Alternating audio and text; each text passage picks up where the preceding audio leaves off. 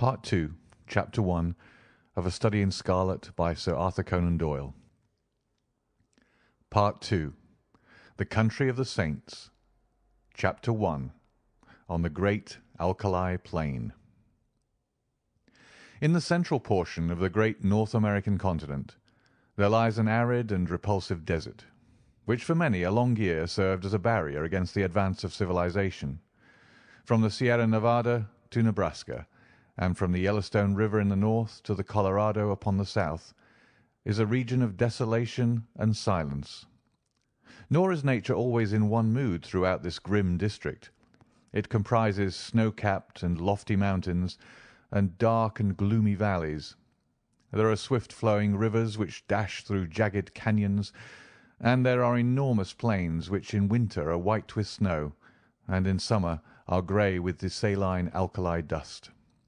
They all preserve, however, the common characteristics of barrenness, inhospitality, and misery. There are no inhabitants of this land of despair.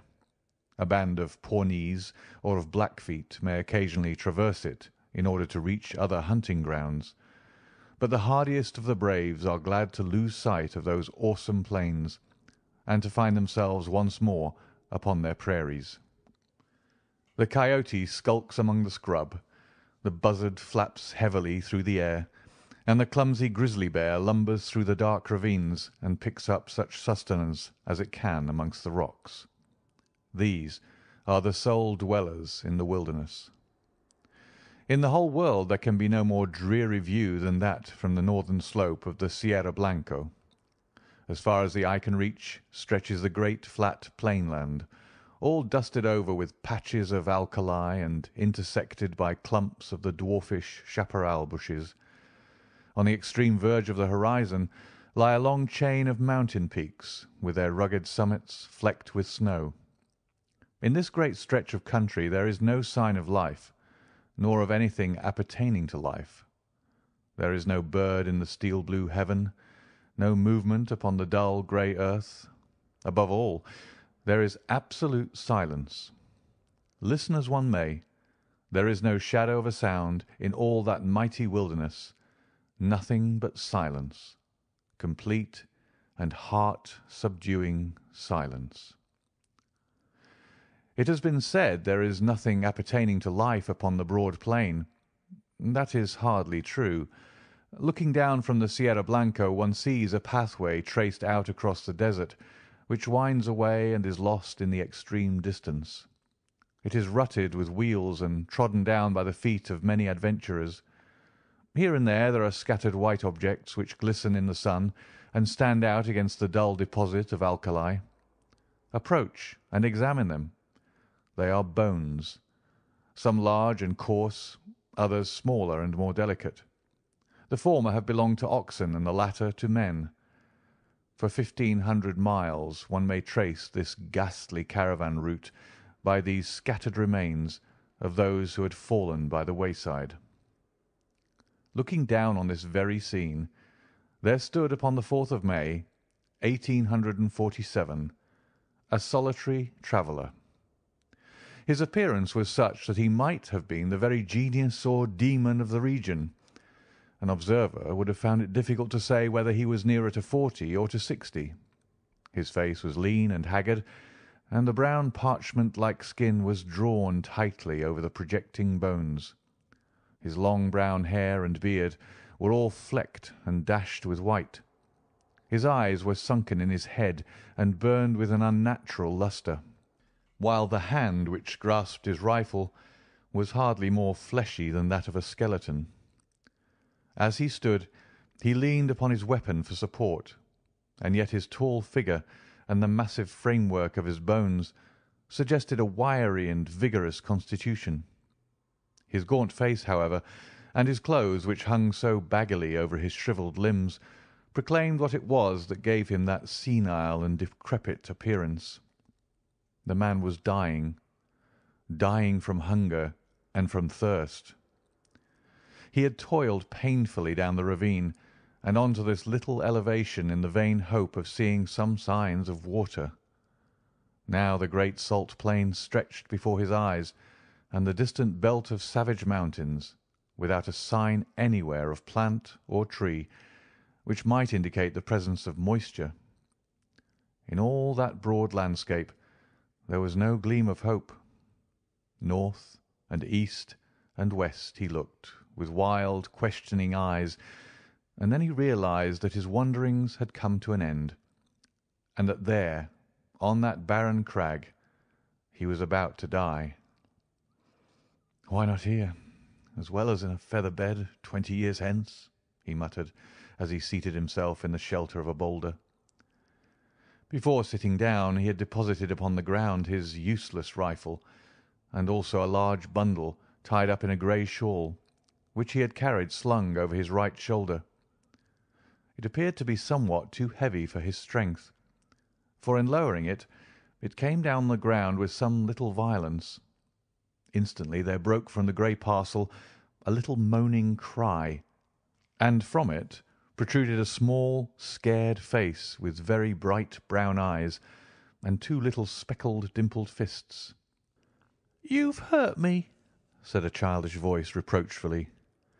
"Have I, though?" the man answered penitently. "I didn't go for to do it."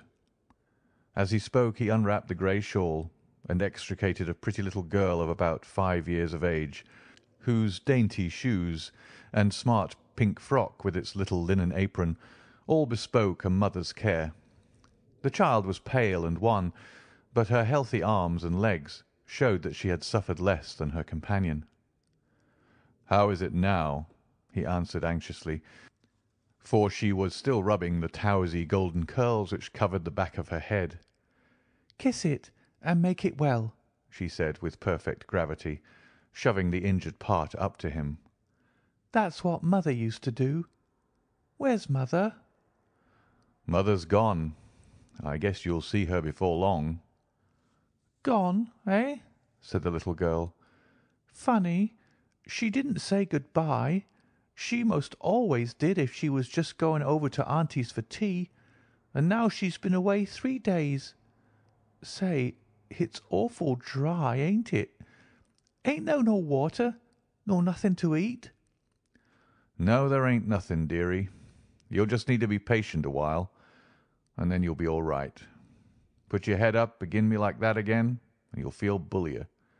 It ain't easy to talk when your lips is like leather, but I guess I'd best let you know how the cards lie. What's that you got?"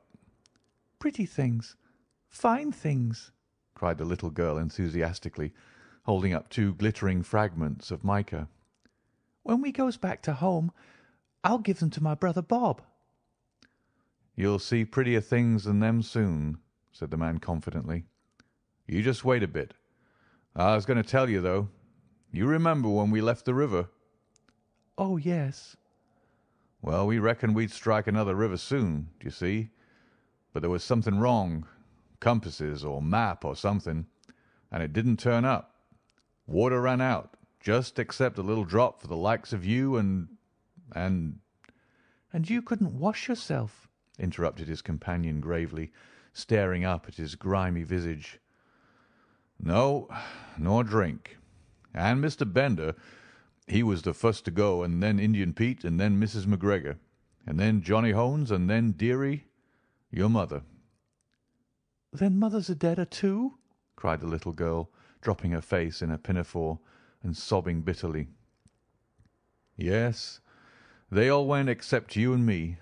Then I thought there was some chance of water in this direction, so I heaved you over my shoulder, and we tramped it together. It don't seem as though we've improved matters. There's an almighty small chance for us now." "Do you mean that we're going to die too?"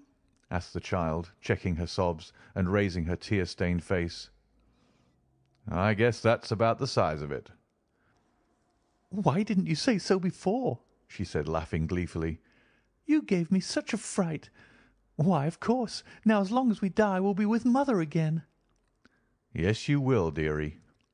And you too. I'll tell her how awful good you've been. I'll bet she meets us at the door of heaven with a big pitcher of water and a lot of buckwheat cakes, hot and toasted on both sides, like Bob and me was fond of. How long will it be first?" "I don't know. Not very long."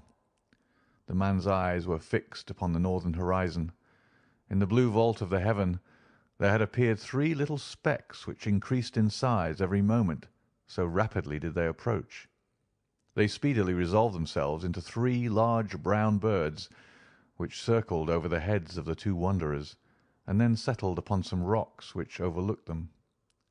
They were buzzards, the vultures of the west, whose coming is the forerunner of death. "Cocks and hens!" cried the little girl gleefully, pointing at their ill-omened forms and clapping her hands to make them rise. "Say, did God make this country?" "In course he did," said her companion, rather startled by this unexpected question. "He made the country down in Illinois, and he made the Missouri," the little girl continued. "I guess somebody else made the country in these parts. It's not nearly so well done. They forgot the water and the trees." "What would you think of offering up prayer?" the man asked diffidently. "It ain't night yet," she answered. "It don't matter. It ain't quite regular, but he won't mind that, you bet. You say over them ones that you used to say every night in the wagon when we was on the plains?" "Why don't you say some yourself?" the child asked, with wondering eyes. "I disremember them," he answered. "I hain't said none since I was half the height of that gun. I guess it's never too late. You say them out, and I'll stand by and come in on the choruses." "Then you'll need to kneel down, and me too," she said, laying the shawl out for that purpose. "You've got to put your hands up like this. It makes you feel kind of good." It was a strange sight, had there been anything but the buzzards to see it. Side by side on the narrow shawl knelt the two wanderers, the little prattling child and the reckless, hardened adventurer.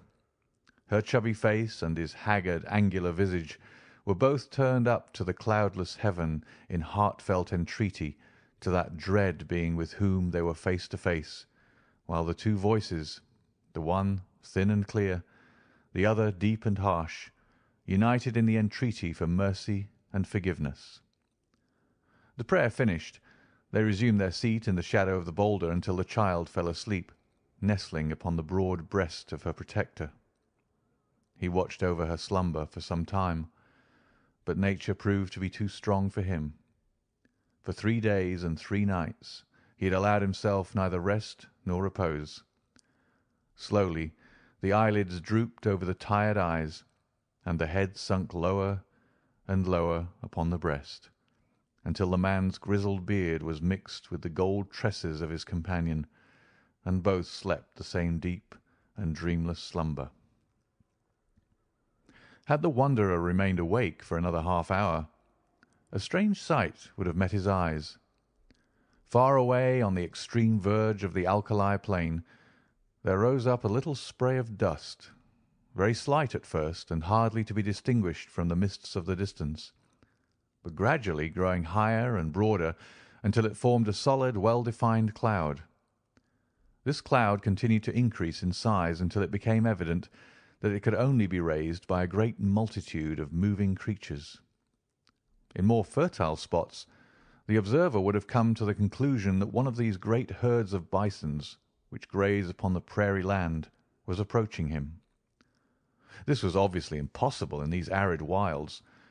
As the whirl of dust grew nearer to the solitary bluff upon which the two castaways were reposing, the canvas-covered tilts of wagons and the figures of armed horsemen began to show up through the haze, and the apparition revealed itself as being a great caravan upon its journey for the west. But what a caravan! When the head of it had reached the base of the mountains, the rear was not yet visible on the horizon. Right across the enormous plain stretched a straggling array, wagons and carts, men on horseback and men on foot, innumerable women who staggered along under burdens, and children who toddled beside the wagons or peeped out from under the white coverings.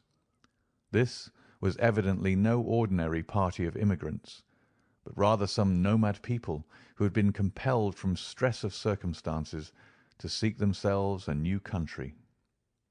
There rose through the clear air a confused clattering and rumbling from this great mass of humanity, with the creaking of wheels and the neighing of horses. Loud as it was not sufficient to rouse the two tired wayfarers above them. At the head of the column there rode a score or more of grave, iron-faced men clad in sombre, homespun garments and armed with rifles. On reaching the base of the bluff they halted, and held a short council among themselves. "The wells are to the right, my brothers," said one, a hard-lipped, clean-shaven man with grizzly hair. "To the right of the Sierra Blanco, so we shall reach the Rio Grande," said another. "Fear not for water," cried a third. "He who could draw it from the rocks will not now abandon his own chosen people." "Amen! Amen!" responded the whole party. They were about to resume their journey, when one of the youngest and keenest-eyed uttered an exclamation and pointed up at the rugged crag above them. From its summit there fluttered a little wisp of pink, showing up hard and bright against the grey rocks behind.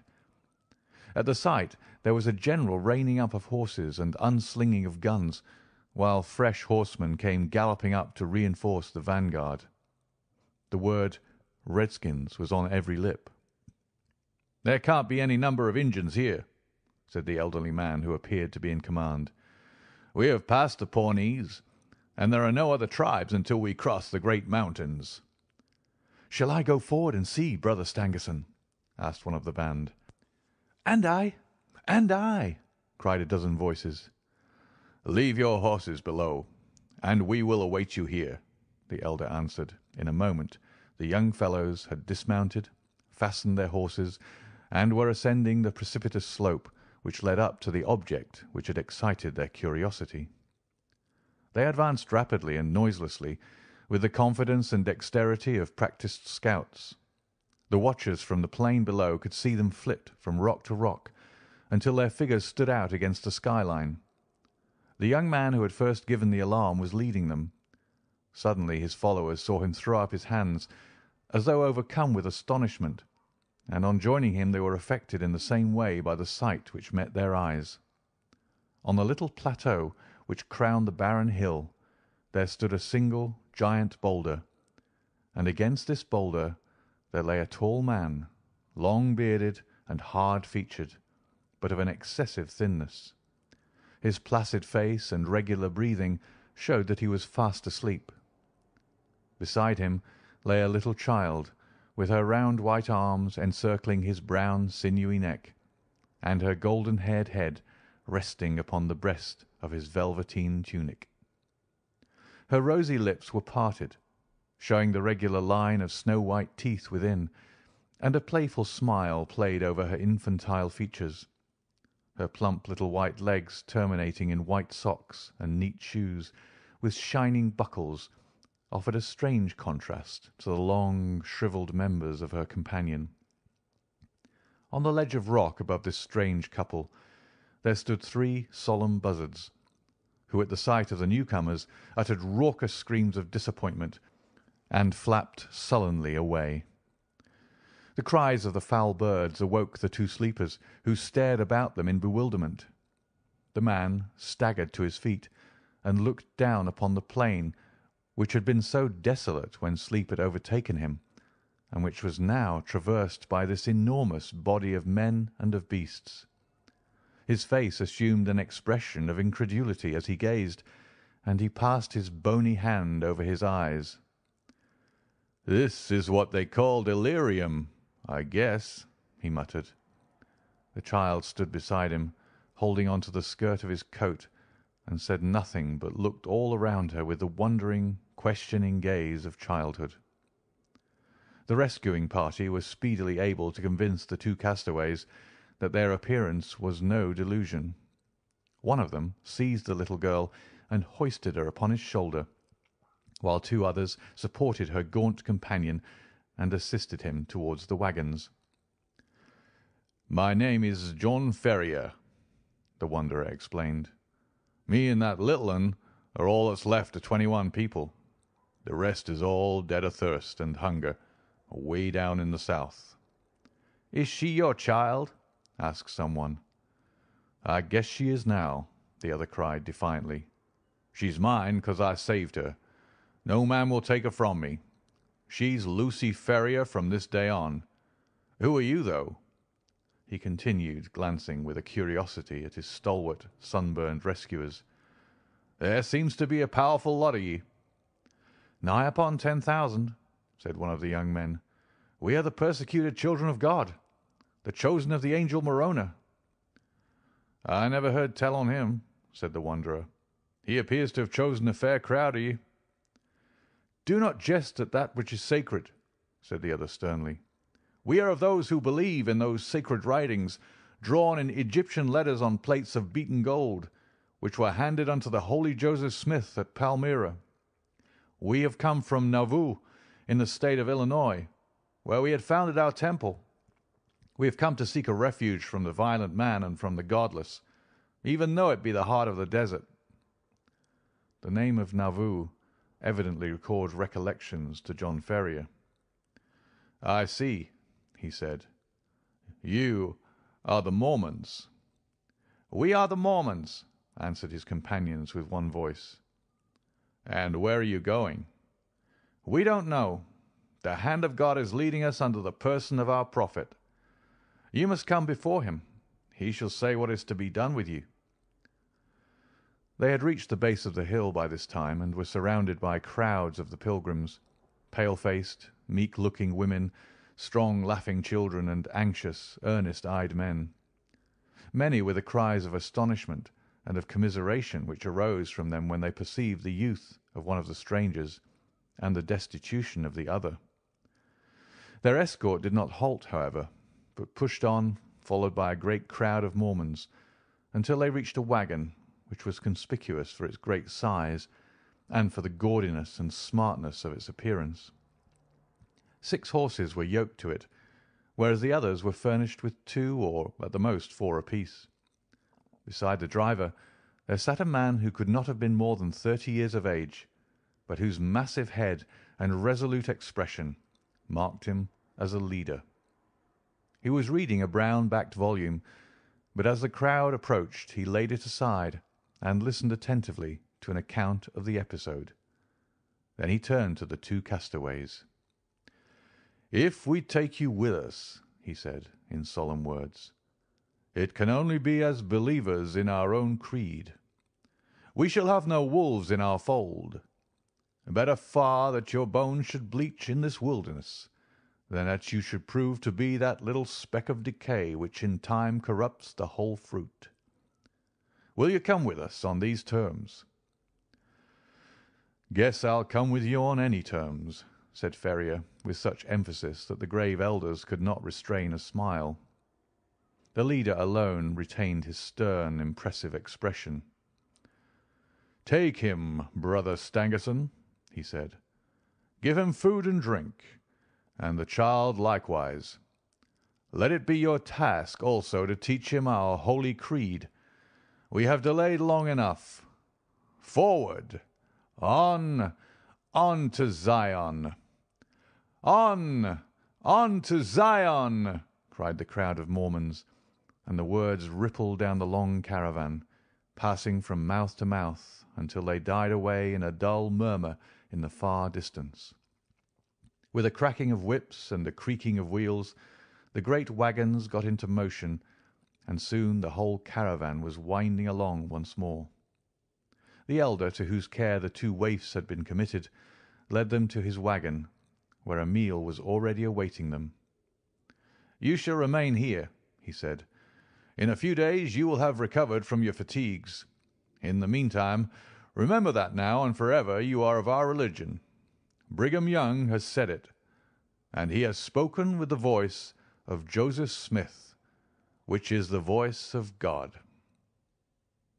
End of chapter 1.